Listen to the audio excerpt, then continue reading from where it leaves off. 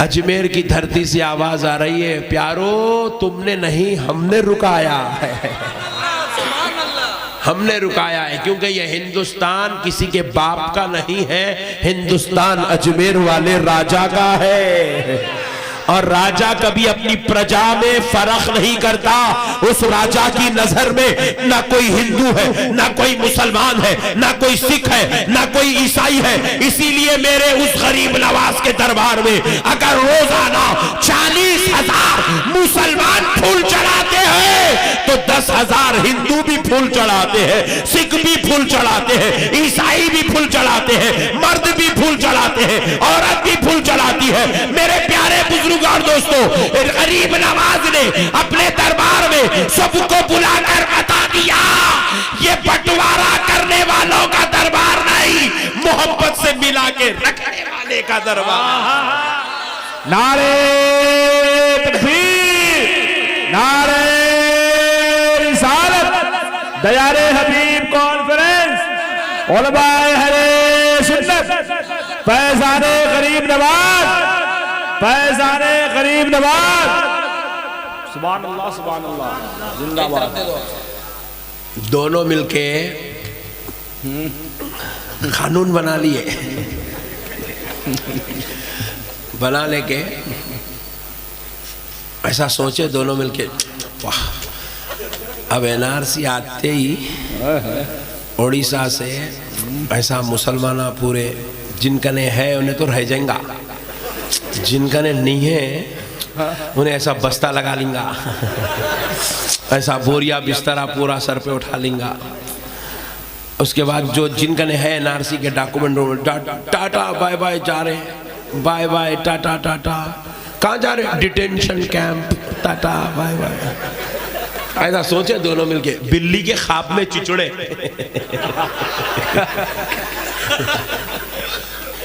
अरे मेरे भाई ये वो कौम है, ये थोड़े लोगों की बात बोलो, पूरे नहीं थोड़े। ये वो कौम है जिनको किराए को घर दिए तो कोर्ट को गए तक वापस नहीं देती। क्या बात है, वाह वाह वाह। मालिक के मकान गल्ला पकड़े तक घर नहीं छोड़ती ये कौम। ये कौम को हिंदुस्तान छोड़ो बोले तो लाइट लेके टाटा बाय बाय छोड़ देती। क्या प्यारे प्यारे बात है, छग्गू मीठे बात है, हिंदुस्तान छोड़ देंगे।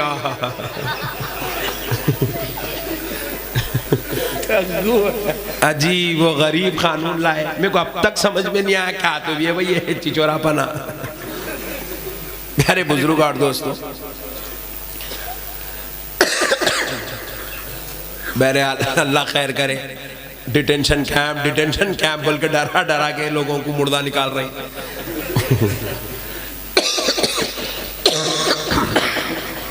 एक बार दरूद पाक पढ़े, अल्लाहुम्मा सल्ली अला सय्यिदिना मुहम्मदिन व अला आलि सय्यिदिना शफीइना हबीबिना मौलाना मुहम्मदिन व बारिक वसल्लम। भाई ये हिंदुस्तान हम कैसे छोड़ेंगे? आप बताइए, आप बताइए ये हिंदुस्तान कैसे छोड़ेंगे?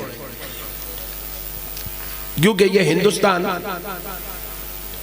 ये वो अजीज मुल्क है, ये वो प्यारा मुल्क है मुसलमान के वास्ते कि इस मुल्क को अंग्रेजों से आजाद कराने के लिए हमारे बाप दादाओं ने इतनी कुर्बानी इतनी कुर्बानी इतनी कुर्बानी इतनी कुर्बानी दी है, इतनी कुर्बानी दी है कि आपको अंदाजा होना, हैदराबाद से लेकर दिल्ली तक, दिल्ली से लेकर लाहौर तक, जब कभी जो कोई शख्स जिस किसी झाड़ के नीचे से गुजरता था तो देखता था हर झाड़ के ऊपर 2, 4, 6, 8, 10 लाशें लटकी हुई फांसी के फंदों पर, और वो लाशें 1, 2, 25, 50, 100, 400 गिरी थी हर झाड़ पे। 2, 4, 6, 8, 2, 4, 6, 8 लाशें लटकी हुई है। हैदराबाद से लेके लाहौर तक 5 लाख लाशें लटकी हुई फांसी के फंदों पर। 5 लाख। उन लाशों को लटके किसी लाश पर 8 दिन 10 दिन 15 दिन हो गए, कोई उनके उतार के उनकी जनाजे जो है जमीन में दफन करने वाला नहीं था। इतनी कुर्बानियां दी। गुजरने वालों ने जब लाशों को देखकर पूछा ये लाशें किसकी है, जवाब देने वालों ने कहा ये किसी और की नहीं, ये एक मुसलमान की लाश है। पूछा इतना बड़ा कुर्बानी, इतनी अजीम कुर्बानी, इतनी बड़ी दिलेरी का काम मुसलमानों ने किस लिए किया? जवाब मिला सिर्फ और सिर्फ इस हिंदुस्तान को अंग्रेजों, गोरों, आदि चड्डी वालों से आजाद कराने के लिए। हिंदुस्तान को आजाद कराने के लिए इतनी बड़ी कुर्बानी दी है हमारे बुजुर्गों ने। अब उस हिंदुस्तान में आपको मौका दिया एक 70 साल से काम करो बाबा, बैठो जरा देखो, कोशिश करो, कुछ आगे बढ़ाओ, अच्छा करो। एयर इंडिया नाम की एक अच्छी कंपनी अपने पास है और एक 4-5 ऐसे बनाओ भाई, उसको कुछ प्राइवेट कर देते हैं, कहते लोग मत काम करो दियो नहीं, काम हम सब बात में बोले, पहले तुम बाहर। अरे बाप रे बाप, ये क्या जुल्म होगा भाई।